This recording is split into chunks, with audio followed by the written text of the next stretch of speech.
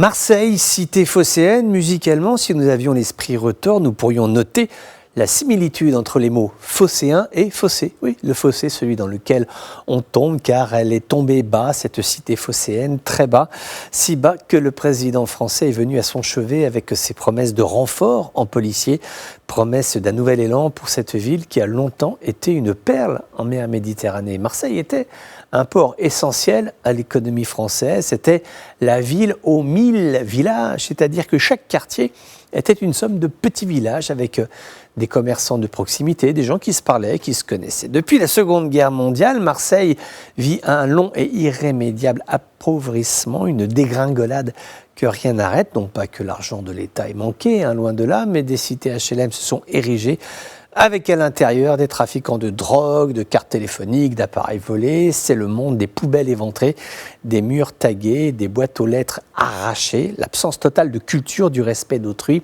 et des biens de la collectivité nationale. Une population qui a tiré cette ville vers le bas, si bas qu'avec les décennies, il s'est créé finalement une sorte d'exception marseillaise, l'exception d'une ville qui incarne l'image dépréciée de la France, de ses valeurs et de ses traditions. Ce n'est pas la première fois que les autorités politiques françaises viennent au chevet de la ville phocéenne.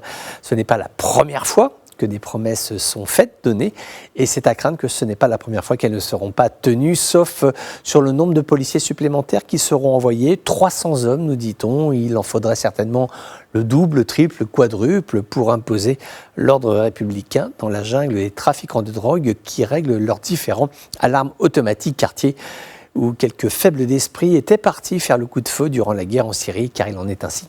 La drogue embrume l'esprit, mais il y a aussi des extrémistes qui embrument le cerveau. Finalement, la démarche présidentielle, l'actuelle, mais il y en a eu d'autres avant, tous les présidents français, finalement, sont allés un jour à Marseille. La démarche assez touchante, puisqu'en fait, elle consiste à dire que pour garantir la cohésion nationale, on ne peut pas laisser tomber cette ville, Marseille, est en fait le sommet d'un iceberg. D'autres villes sont sous la menace, Toulouse, mais aussi Bordeaux, qui dans certains quartiers et aussi villes limitrophes de Bordeaux commencent à se poser de véritables problèmes de sécurité intérieure, ce que l'on appelle, hélas, en France aujourd'hui, un naufrage urbain.